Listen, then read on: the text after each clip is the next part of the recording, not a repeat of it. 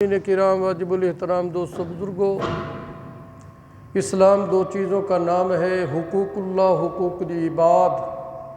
حقوق اللہ، اللہ کے حقوق جو اپنے بندوں پر ہیں، اور حقوق العباد، بندوں کے حقوق، بندوں کے ذمے جو ہیں۔ یہ دو چیزوں کا نام اسلام ہے۔ یہ جیسے گاڑی کے دو پہیے ہوتے ہیں، ان کے بغیر گاڑی نہیں چل سکتی، اسلام کے دو یہ پہیے ہیں، اسلام کے یہ دو بنیادیں ہیں، حقوق اللہ، حقوق العباد، اللہ کے حقوق، بندوں کے حقوق۔ لیکن ان دونوں میں زیادہ اہمیت کے حامل حقوق العباد ہے۔ حقوق العباد دین اسلام کا بہت زیادہ اہم فریضہ ہے، اہم رکن ہے، دین اسلام کی بنیاد ہے۔ حقوق اللہ، حقوق اللہ میں عبادات آتی ہیں، نماز ہے، روزہ ہے، حج ہے، زکوٰۃ ہے، عمرہ ہے، تہجد ہے، ذکر اذکار، استغفار، درود شریف، یہ حقوق اللہ میں شامل ہے۔ حقوق اللہ میں، اللہ کے حقوق میں سب سے بڑا حق اللہ کا اپنے بندوں پر وہ نماز کا ادا کرنا ہے۔ نماز دین اسلام کا اہم رکن ہے۔ ایمان لانے کے بعد سب سے پہلا حکم جو اللہ کا متوجہ ہوتا ہے ایمان والوں کی طرف، وہ نماز ہے۔ یہ حقوق اللہ میں شامل ہے۔ اللہ چاہتے ہیں میرے حقوق ادا کرنے والے میرے بندے، میں ان پر راضی ہوں، اور جو ادا نہیں کرتے میں چاہوں تو ان کو معاف کر دوں گا، چاہے تو ان کو پکڑ لوں گا، ان کو عذاب دوں گا، عتاب دوں گا۔ میں اپنے فضل سے ان کو معاف بھی کر سکتا ہوں۔ اور دوسرا، دین اسلام کا پہیہ وہ حقوق العباد ہے، یہ معافی نہیں ہے۔ اللہ تعالیٰ نے یہ معاف نہیں کرنے جب تک بندے بندوں کو معاف نہ کر دیں۔ یہ زیادہ اہمیت ہے، بہت نازک معاملہ ہے کہ یہ حضرات عبادات میں پورے ہیں مگر بندوں کے حقوق ادا کرنے میں بالکل غافل ہیں، نکمے، ناقص ہیں، بندوں کے حقوق کا خیال نہیں کرتے، رب تعالیٰ کے حقوق ادا کرنے کے پابند ہیں۔ اور کئی ایسے ہیں جو حقوق العباد کا بہت خیال رکھتے ہیں لیکن حقوق اللہ سے غافل ہیں۔ یہ دونوں ہی دین میں ناقص ہیں۔ کامل دینداری یہ ہے کہ اللہ کے حقوق کو بھی ادا کرنے والے بن جائیں اور بندوں کے حقوق کو بھی ادا کرنے والے بن جائیں۔ یہ ہے کامل دینداری، دین اسلام پر مکمل عمل۔ بندوں کے حقوق کیا ہیں؟ اپنے والدین کے حق کو ادا کرنا، شادی شدہ ہے تو اپنی بیوی کے حقوق کو ادا کرنا، باپ ہے تو اپنی اولاد کے حقوق ادا کرنا، بیٹا بیٹی ہے تو اپنے والدین کا خیال کرنا، محلہ دار ہے تو اپنے پڑوسیوں کا خیال کرنا، تاجر ہے تو تجارت کو شریعت کے اصولوں کے مطابق سر انجام دینا، ملازم ہے تو اپنی ملازمت کو صحیح طور پہ ادا کرنا، کسان ہے تو اپنی زراعت کو شریعت کے مطابق بجا لانا۔ یہ حقوق العباد ہے۔ اللہ تعالیٰ نے آپ کو بیٹیاں دی ہیں، بیٹے دیے ہیں، آپ کے مال میں ان کا حصہ ہے، پورا پورا حصہ دیں گے۔ زندگی میں اگر دینا چاہتے ہیں تو جتنا بیٹوں کا حق بنتا ہے اتنا بیٹیوں کا بھی حق بنتا ہے۔ بیٹیوں کو پھر یہ کہہ کر نہ ٹالا جائے کہ ہم نے تو تمہارا جہیز تیار کر لیا ہے، لہذا اب وراثت میں تمہارا کوئی حصہ نہیں ہے۔ جہیز ایک فالتو چیز ہے، زائد چیز ہے، ترکہ وراثت میں یہ چیز نہیں آتی۔ تو اس لیے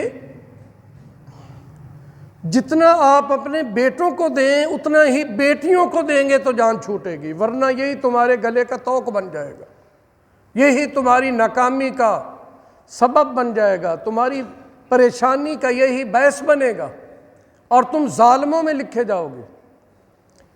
اگر فوت ہو جائیں والد فوت ہو جائے تو اس کی وراثت، پھر ایک حصہ بیٹیوں کا، 2 حصے بیٹوں کے، پھر وراثت بن گئی۔ زندگی میں دیں تو وراثت نہیں، اس کو ہبہ کہتے ہیں، ہدیہ کہتے ہیں، وہ سب کو برابر برابر۔ وفات کے بعد پھر برابری نہیں ہے، وہ وراثت کے احکام ہیں۔ بیٹے ان کو 2 دگنا، اور بیٹی کو 2 1 حصہ، یہ وراثت ہے۔ والد فوت ہو گیا، اب بھائیوں کی ذمہ داری ہے کہ وہ اپنی بہنوں کو پورا پورا حق دیں، نہیں دیں گے تو اللہ کے ہاں سخت مجرم۔ والد اگر دے کر زندگی میں بیٹوں کو دیا، بیٹیوں کو نہیں دیا تو سخت مجرم۔ سب سے پہلے اس کے لیے، اس سے جو قیامت کے دن حساب ہوگا حق تلفی کا ہوگا، عبادات کا حساب بعد میں ہوگا۔ آپ نے کسی مسلمان کو تکلیف دی، جس کو تکلیف دی ہے، جب تک وہ معاف نہیں کرے گا اس وقت تک اللہ تمہیں معاف نہیں کریں گے۔ تم نے کسی کو گالی دے دی ہے،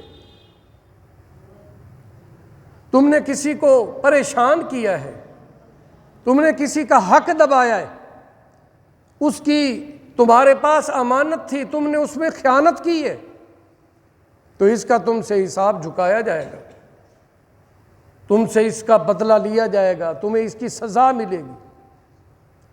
تم بندوں کے مجرم ہو تو اللہ کے بھی مجرم ہو۔ جو کسی نے کسی سے حق غصب کیا ہے یا اس کا حق ادا نہیں کیا، یہ ناقابل معافی جرم ہے، اللہ معاف نہیں کریں گے جب تک بندے معاف نہ کریں۔ غیبت بھی حقوق العباد کے گناہوں میں سے ایک گناہ ہے، چغل خوری، لوگوں کی برائیاں بیان کرنا۔ غیبت کی، چغل خوری کی، اور رب سے معافی مانگ رہا ہے، نہیں معافی ملے گی۔ الٹا لٹک کر معافی مانگو، نہیں ملے گی۔ رو رو کر گڑ گڑا کر معافی مانگو، نہیں ملے گی۔ جس کی غیبت کی ہے اس سے معافی مانگو، اس سے معاف کراؤ، جس کی برائی بیان کی ہے، جس کی اہانت کی ہے تم نے، جس کی عیب جوئی کی ہے تم نے، جس کو ستایا ہے، جس کو تنگ کیا ہے، جس کو تکلیف دی ہے، پریشان کیا ہے، جب تک وہ تمہیں معاف نہیں کرے گا اللہ بھی تمہیں معاف نہیں کرے گا۔ یہ حقوق العباد کا خلاصہ ہے۔ اللہ اپنے حقوق اپنے فضل سے معاف کر سکتا ہے، کرنا چاہے اپنی رحمت سے اپنے حقوق معاف کر سکتا ہے، لیکن بندوں کے حقوق اللہ معاف نہیں کریں گے۔ اللہ خود فرما رہے ہیں لیس البر ان تولوا وجوہکم قبل المشرق والمغرب، صرف یہ نیکی نہیں کہ تم اپنا رخ، اپنا چہرہ قبلے کی طرف کر لو، ولیکن البر، بلکہ اصل نیکی یہ ہے کہ ایمان لے آؤ اللہ پر، اللہ کے رسولوں پر، اللہ کی کتابوں پر، اللہ کے فرشتوں پر۔ ایمان لانے کے بعد پھر تم وآت ذی القربى والیتامى والمساکین وابن السبیل والسائلین وفی الرقاب، پھر تم اپنی قرابت داروں کا خیال کرو، رشتہ داروں کا خیال کرو، محارم رشتوں کا زیادہ خیال کرو، اپنے پڑوسیوں کا خیال کرو۔ پڑوسی صرف ایک نہیں ہوتا جو آپ کے گھر کے ساتھ جس کا گھر ہے، دائیں بائیں یہ 2 نہیں ہیں، یا جو سامنے وہ نہیں، دائیں بائیں 40 گھر تمہارے پڑوس میں آتے ہیں۔ آپ کا گھر جہاں پر ہے دائیں جانب بھی 40 گھر جتنوں کے ہیں وہ سب آپ کے پڑوسی ہیں، بائیں جانب جتنے گھر آپ کی جانب ہے وہ آپ کے پڑوسی ہیں، جو پچھلی جانب بیک سائڈ پہ آپ 40 گھر ہیں وہ بھی آپ کے پڑوسی ہیں، آپ کے گھر کے سامنے جتنے 40 گھر بنتے وہ آپ کے پڑوسی، پورا محلہ آپ کا پڑوسی ہے۔ پیارے آقا نبی کریم صلی اللہ علیہ وسلم کی سیرت کیا ہے، آپ کا درس اور سبق کیا ہے امت کو، کہ گھر میں سالن پکاؤ تو شوربے والا، اور پانی اس میں زیادہ ڈال لو اپنے پڑوسیوں کو دینے کی نیت سے۔ گھر میں اپنے اولاد کے لیے، بچوں کے لیے پھل لاؤ تو پھل کھانے کے بعد ان کے چھلکے باہر نہ پھینکنا، پڑوسیوں کے بچے دیکھ کر کہیں تلملا نہ جائیں، ان کو تکلیف نہ ہو، چھپا کر کھائیں۔ اپنے پڑوسیوں کا خیال کریں۔ حضور نبی کریم صلی اللہ علیہ وسلم نے فرمایا کہ جب بھی حضرت جبریل آئے، پڑوسیوں کی مجھے تاکید کی، مجھے اندیشہ ہونے لگا کہ کہیں وراثت میں پڑوسیوں کو شامل نہ کر لیا جائے۔ اتنے حقوق ہیں پڑوسیوں کے،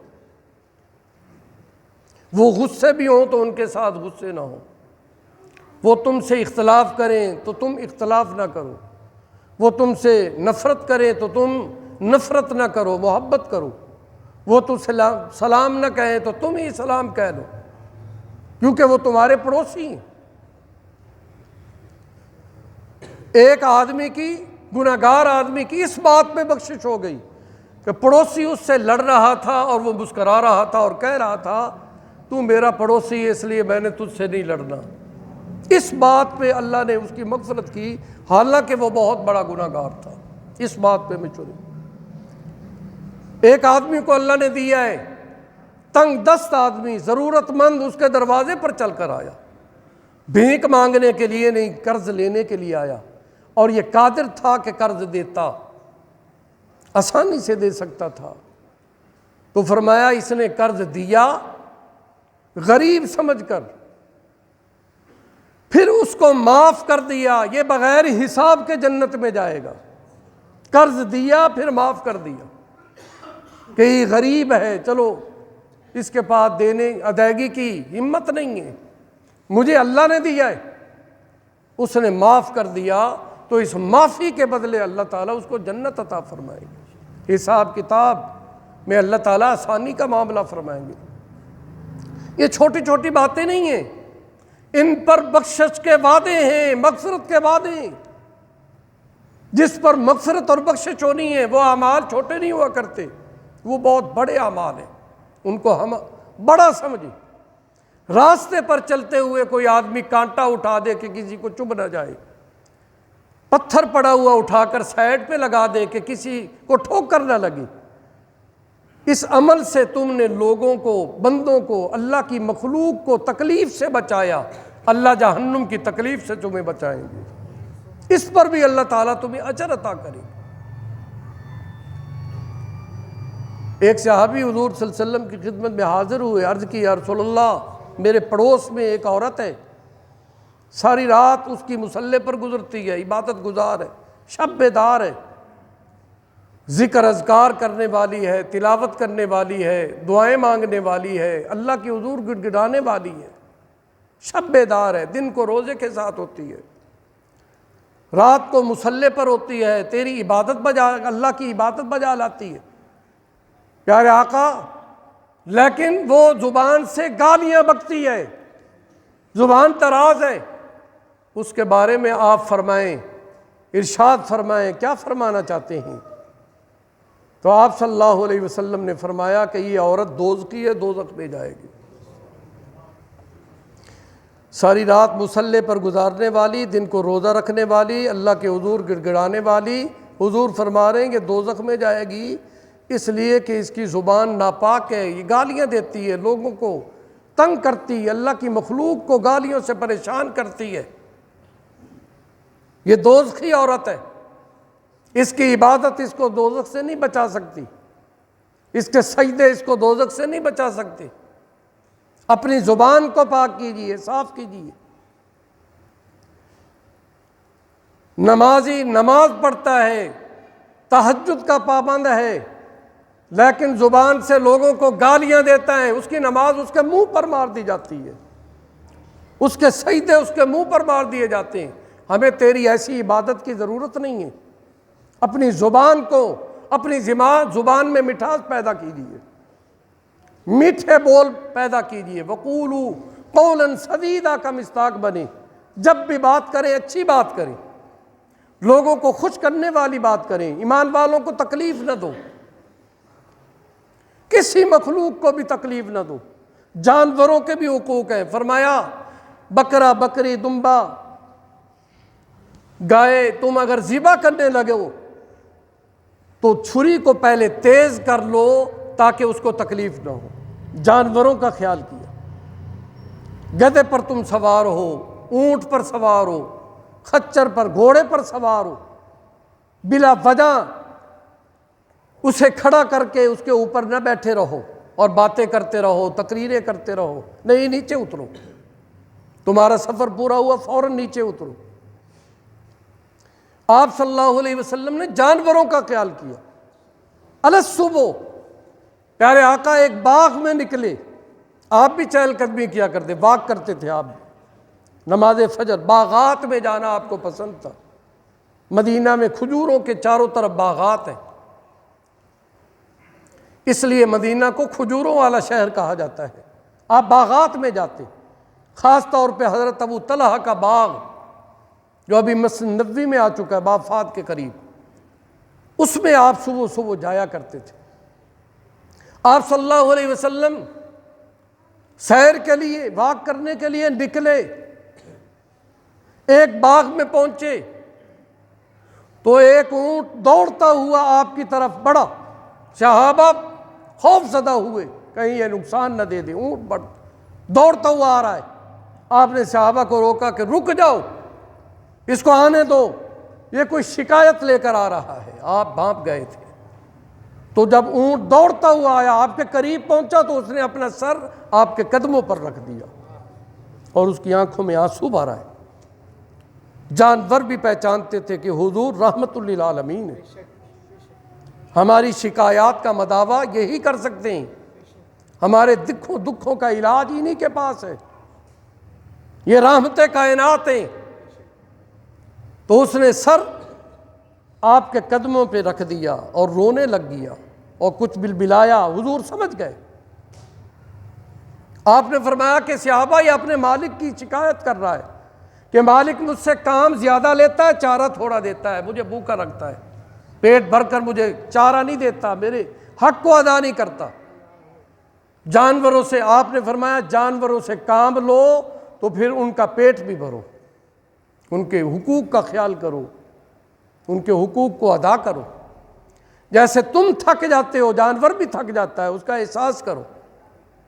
جیسے تم سوتے ہو جانوروں کی نیند کا بھی خیال کرو۔ تو آپ نے اس کے مالک کو بلایا اور غصے ہوئے آپ نے اس کو ڈانٹا کہ اونٹ یا تو آگے بیچ دو اگر تم اس کا حق نہیں ادا کر سکتے، اس کا خیال نہیں کر سکتے، تو اگر رکھنا چاہتے ہو تو جتنا کام لیتے ہو اس کو کھلاؤ پلاؤ بھی، اس کا خیال بھی کرو۔ تو آپ صلی اللہ علیہ وسلم نے جانوروں کا بھی خیال کیا، پرندوں کا خیال کیا۔ آپ نے ایک چڑیا آپ کے سامنے تڑپنے لگی تو حضور صلی اللہ علیہ وسلم نے غور سے دیکھا اور صحابہ کو بلایا اور فرمایا کہ اس کے بچے کس نے اٹھائے ہیں، یہ رو رہی ہے اپنے بچوں کی جدائی میں، اس کے بچوں کو اس سے جدا کس نے کیا ہے؟ تو حضرت عمیر نے کہا کہ یا رسول اللہ ایک بچہ میں نے اٹھایا کہ میں اپنے گھر میں پالوں گا کھیلوں۔ فرمایا فوراً لے کر آؤ، یہ اسی کی جدائی میں تو تڑپ رہی ہے۔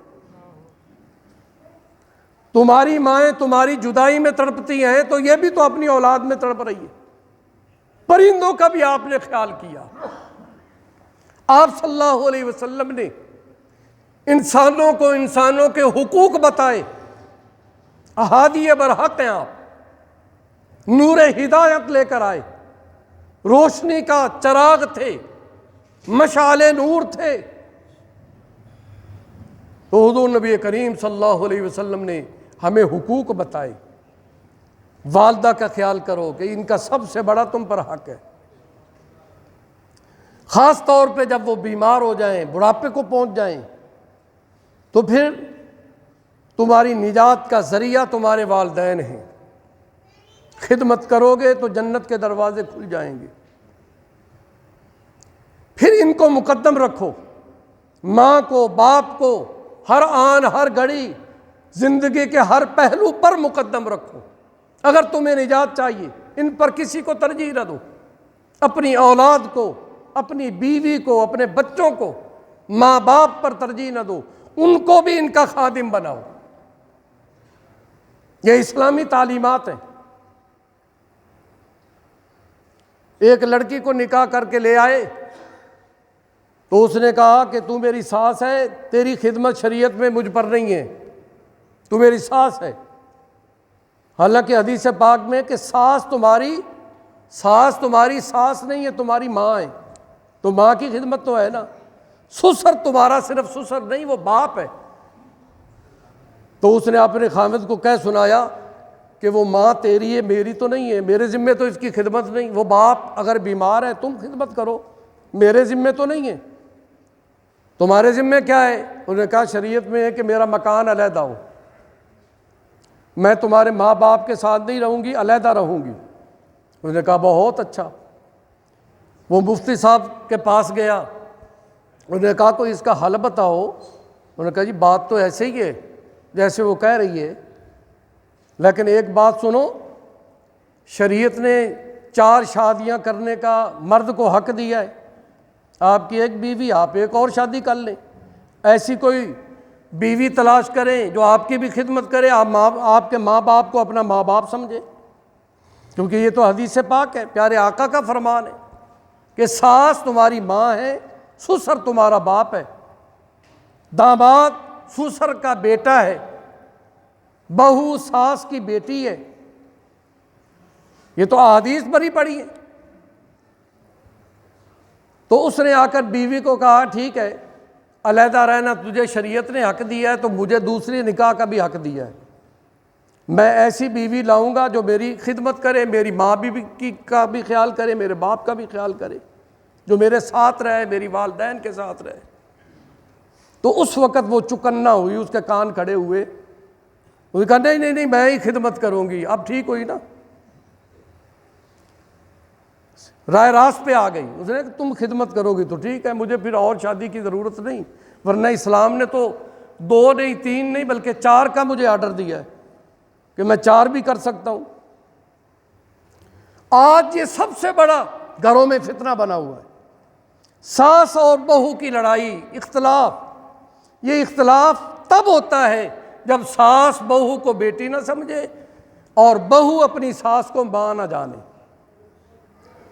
یہی ساس جب بہو تھی اس وقت یہ اپنی ساس سے لڑتی تھی، جب یہ بہو تھی بڑی ہوئی اور جب یہ ساس بن گئی تو اب بھی باز نہیں آ رہی، اب بہو سے لڑائی ہے۔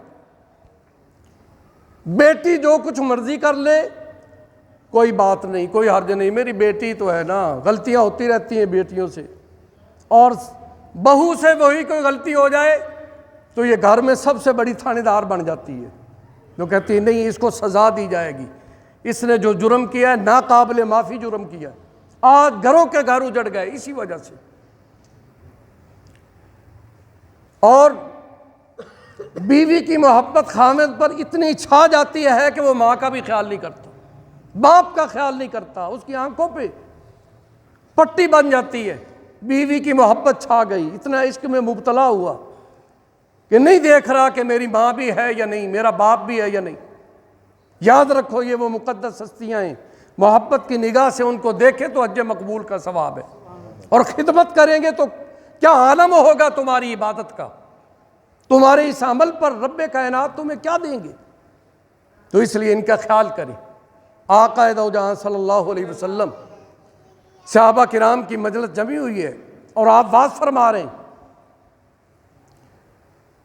اور ایک آدمی آ کر محفل کے آخر میں بیٹھا تو آپ نے واعظ روک دیا اور فرمایا اللہ کی رحمت اتر رہی تھی فوراً بند ہو گئی، کیا وجہ ہے؟ حدیث پاک ہے بخاری شریف میں، کیا وجہ ہے؟ کوئی ایسا آدمی آیا ہے کہ جس کے آنے سے رحمت رک گئی ہے، اترتی ہوئی رحمت بند ہو گئی ہے؟ اور آدمی بھی ایسا ہے جو قطع رحمی کر کے آیا، اپنی کسی محرم رشتے کے ساتھ لڑائی کر کے آیا ہے۔ محرم رشتوں کا آپ صلی اللہ علیہ وسلم نے اس پر زیادہ زور دیا، یہ صلہ رحمی ہے۔ محرم رشتے داریاں اپنی پالو، نبھاؤ، رشتے داروں کی طرف چل کر جانا بھی نیکیاں ہیں، ہر قدم پر نیکی ہے۔ آپ خالہ کے گھر جائیں، ماموں کے گھر جائیں، چچا کے گھر جائیں، پیارے آقا نے فرمایا تمہارا چچا تمہارے باپ کی جگہ پر ہے، تمہارا بڑا بھائی تمہارے باپ کی جگہ پر ہے، تمہارا سسر تمہارا باپ ہے، تمہاری خالہ تمہاری ماں ہے، تمہارا ماموں تمہارے ماں کے حکم میں، پنجابی میں کیا کہتے ہیں ماما، اپنی والدہ کو کہتے ہیں ماں، اور ماموں کو کیا کہا؟ ماں ماں، 2 دفعہ ماں ماں. یہ کیا ہے؟ اسی سے یہ اخذ ہے کہ جو ماں کا حق ہے وہ ماموں کا حق ہے. اس چیز کا ہم خیال نہیں کرتے. آپ صلی اللہ علیہ وسلم نے فرمایا لیس منا من لم یرحم صغیرنا ویعقر کبیرنا. وہ مجھ سے نہیں ہے، میرے ساتھ اس کا تعلق نہیں ہے جو اپنے چھوٹوں پر شفقت اور رحم نہ کرے اور بڑوں کا ادب نہ کرے، قدر نہ کرے. اور بڑوں میں سب سے پہلا نمبر والدین کا آتا ہے. ان سے بڑا کوئی بھی نہیں ہے. تمہارا پیر، تمہارا مرشد، اس کا مرتبہ اپنی جگہ، لیکن ماں باپ کو جو اللہ نے مقام دیا ہے وہ کسی کو مقام نہیں دیا. وقت کا جنید بغدادی بھی آ جائے تو جو تمہاری ماں اور باپ کا مقام ہے وہ اس کے مقابلے میں بھی وہ نہیں ہے. تمہارا پیر، تمہارا مرشد، سب سے پہلا تمہاری ماں، تمہارا باپ ہے. یہ اللہ نے حقوق دیے ہیں. وَوَصَّيْنَا الْإِنسَانَ بِوَالِدَيْهِ حُسْنًا. اللہ فرما رہے ہیں کہ میں میرے بندوں تمہیں وصیت کرتا ہوں، حکم دیتا ہوں والدین کے ساتھ حسن سلوک کیا کریں. اور پھر والدین کے ساتھ جن کا تعلق ہے، والدین کے جو دوست ہیں ان کا بھی ادب و احترام کریں. جن کا وہ احترام کرتے تھے تو ان کا بھی احترام کرو. خاص طور پہ جب والدین دنیا سے چلے جائیں تو پھر ان کے دوستوں کو تلاش کرو، ان سے اپنا تعلق استوار کرو کہ یہ میرے والد کے دوست ہیں. تو میں عرض کر رہا تھا کہ حضور صلی اللہ علیہ وسلم نے بھری محفل میں فرمایا اترتی رحمت رک گئی ہے. کون ہے جو آیا ہے محرم رشتے سے قطع تعلق کر کے؟ تو ایک وہی جو آخر میں آیا تھا وہ کھڑا ہو گیا. اس نے کہا یا رسول اللہ یہ غلطی تو مجھ سے ہوئی، میں اپنی خالہ سے ناراض ہو کر آیا ہوں، لڑائی کر کے آیا. آپ نے فرمایا فوراً یہاں سے چلے جاؤ. جاؤ، وہ خالہ نہیں ہے، وہ تمہاری ماں ہے، اس سے جا کر معافی مانگو. یا رسول اللہ زیادتی تو اس نے کی ہے. فرمایا پھر بھی وہ تمہاری ماں ہے، جا کر معافی مانگو. پھر اس نے کہا یا رسول اللہ میری زیادتی نہیں، اس کی زیادتی ہے. آپ نے فرمایا تیری ماں تجھ پر زیادتی کرتی تو پھر بھی تو معافی مانگتا. خالہ تیری ماں ہے، جاؤ اس سے معافی مانگو، صلح کر کے آؤ. وہ صلح وہ جیسے اٹھا اللہ کی رحمت پھر اترنے لگی. وہ صلح کر کے دوبارہ اس محفل میں آیا تو اللہ کی اترتی ہوئی رحمت میں اضافہ ہو گیا. تو یہ حقوق العباد ہیں. اللہ تعالی ہمیں اپنے حقوق ادا کرنے کی اور اللہ کے بندوں کے حقوق ادا کرنے کی توفیق عطا فرمائے. آمین یا ربنا کریم یا رب.